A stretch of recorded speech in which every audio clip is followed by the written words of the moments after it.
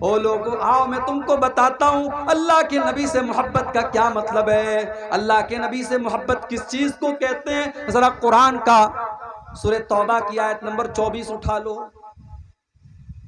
हम लोगों को बहुत सारे लोग 24 नंबर भी बोलते हैं कि ये वहाबी लोग 24 नंबर होते हैं। आओ 24 नंबर का मतलब समझना है तो जरा हमसे समझो। सूरह तौबा की आयत नंबर 24 उठा लो। कुरान का 10वां पारा सूरह तौबा की आयत नंबर 24। अल्लाह फरमाता है कुल इन काना आबाउकुम व अबनाउकुम व इख्वानुकुम व अज़वाजुकुम व अशीरतुकुम व अमवालुन इक़्तरफ्तुमूहा व तिजारतुन तख़शौना कसादहा व मसाकिनु तरदौनहा। अल्लाह ताला ने 8 चीजों का नाम दिया। बड़े गौर से सुनिएगा, मेरे पास सिर्फ कुरान और हदीस है, कोई तीसरी चीज नहीं है मेरे भाइयों मेरे पास। और मैं बहुत मजबूर हूं, मैं नहीं चाहता कि रात को 2 बजे मुझे आपके सामने लाया जाए।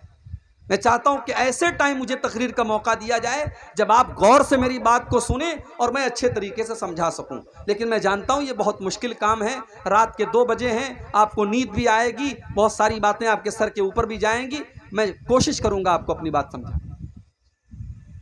अल्लाह ने 8 चीजों का नाम लिया।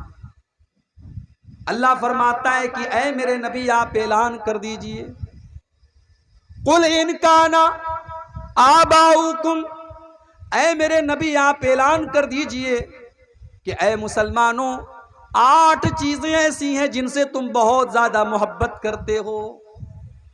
8 चीजें ऐसी हैं जिनसे तुम बहुत ज्यादा प्यार करते हो। सबसे पहली चीज कुल इनकाना आबाउकुम, अगर तुम अपने बाप से प्यार करते हो। कौन अपने बाप से प्यार नहीं करता? कोई बदनसीब होगा, कोई बदबख्त होगा, कोई नामुराद होगा जो अपने बाप से मोहब्बत नहीं करे।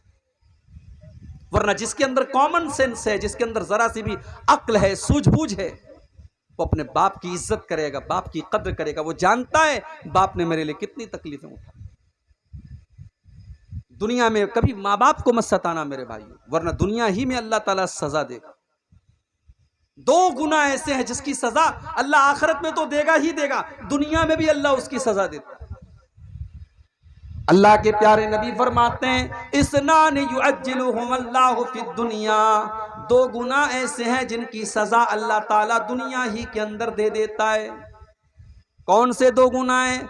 फरमाया अल-बग़्य व उक़ूक़ुल वालिदैन, किसी के ऊपर जुल्म करना और माँ बाप को तकलीफ देना, माँ बाप से रिश्ता काटना, माँ बाप को सताना, ये 2 गुनाह ऐसे जिनकी सजा अल्लाह ताला दुनिया ही के अंदर दे देता है।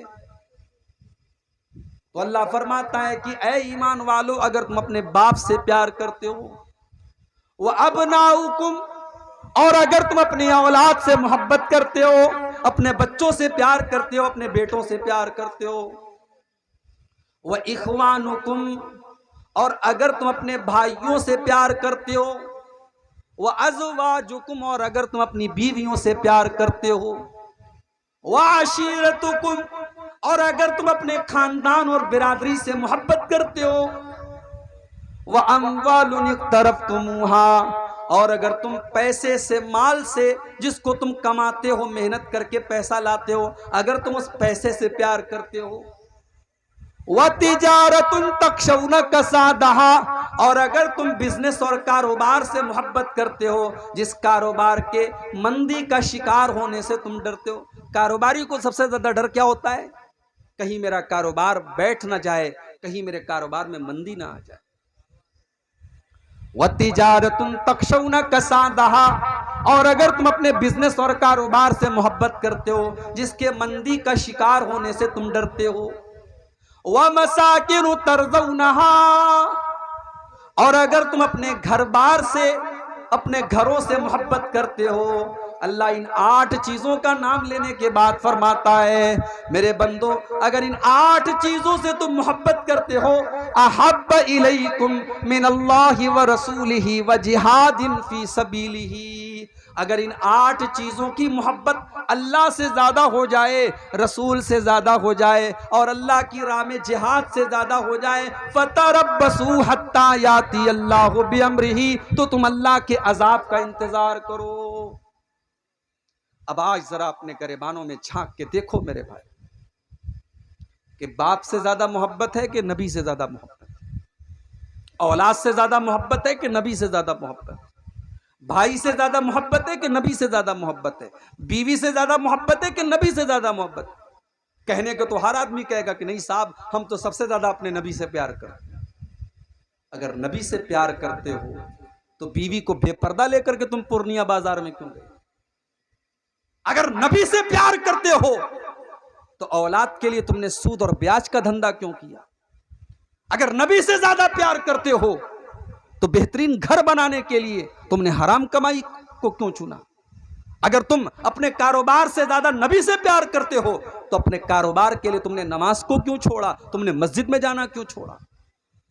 मेरे भाइयों, अल्लाह तबारक व तआला ने सूरह तौबा की इस आयत में कसौटी बता दी है। अल्लाह ने कसौटी बता दी है, परख लो अपनी मोहब्बत को। अगर ये 8 चीजों की मोहब्बत तुम्हें अल्लाह से बढ़ करके है, रसूल से बढ़ करके है और अल्लाह की राह में जिहाद से बढ़ करके है, फतरब्बसू हत्ता याती अल्लाहु बिअम्रिही, तो तुम अल्लाह के अजाब का इंतजार करो।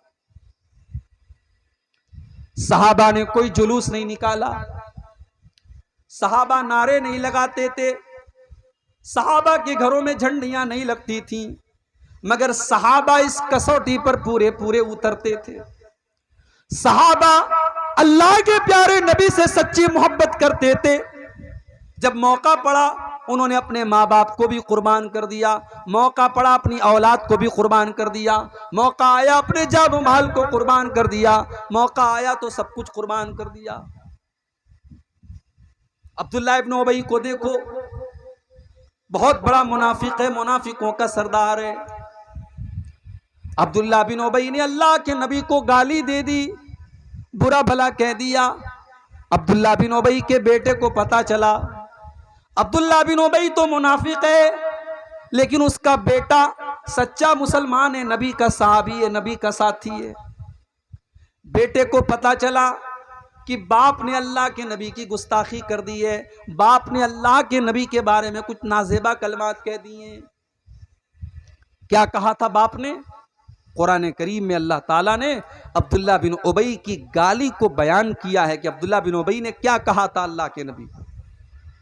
अब्दुल्ला बिन उबई ने कहा था लयुखरिजन्नल अअज़्ज़ु मिनहल अज़ल। उसने कहा था जब हम मदीना पहुंचेंगे तो इज्जत वाला जिल्लत वाले को निकाल देगा। उसने अपने आप को इज्जत वाला कहा था और अल्लाह के प्यारे नबी को जिल्लत वाला कहा था।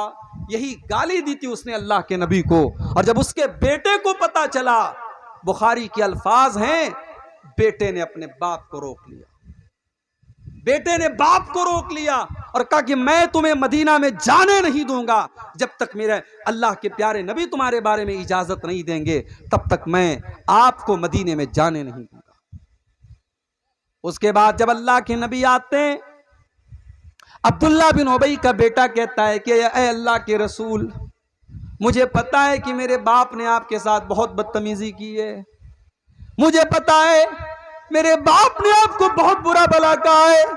ऐ अल्लाह के नबी, अगर आप मेरे बाप की सजाए मौत का फैसला करें तो ये सजा किसी और को देने मत दीजिएगा, अपने बाप को सजाए मौत मैं दूंगा, क्योंकि उसने आपकी तौहीन की है। वो मेरा बाप है, मैं उससे बहुत ज्यादा मोहब्बत करता हूं, मगर ऐ अल्लाह के नबी, मैं आपसे ज्यादा उससे मोहब्बत नहीं करता हूं। अगर मेरे बाप ने आपके साथ गुस्ताखी की है, मैं उसको मदीना के अंदर दाखिल नहीं होने दूंगा।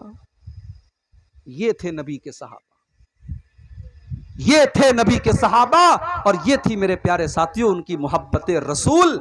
आज मोहब्बत रसूल के नाम पर हम कहां जा रहे हैं, हम खुद फैसला कर लें, मुझे कुछ बताने की जरूरत नहीं। गज़वे बद्र का वो मंजर याद करो,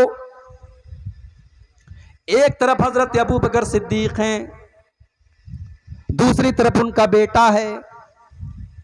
बाप मुसलमान है, बेटा काफिर है। बाप बेटे के दरमियान लड़ाई हो रही है, जंग हो रही है। कभी बेटा बाप की तलवार के नीचे आ जाता है, कभी बाप बेटे की तलवार के नीचे आ जाता है। जंग खत्म हो गई। बाद में हजरत अबू बकर के बेटे भी मुसलमान हो गए, अब्दुर्रहमान बिन अबू बकर। बाद में जब बाप बेटे आपस में गुफ्तगू कर रहे हैं, अब्दुर्रहमान इब्न अबू बकर कहते हैं कि अब्बा जान, पता है बद्र की लड़ाई में कई बार ऐसा मौका आया कि आपकी गर्दन मेरी तलवार के नीचे आ गई। कई बार ऐसा मौका आया कि आपकी गर्दन मेरी तलवार के नीचे आ गई, मगर मैंने ये सोच करके छोड़ दिया कि आप मेरे बाप हैं। मैंने आपको छोड़ दिया कि ये मेरे बाप हैं, मैंने ये सोच करके आपको कत्ल नहीं किया।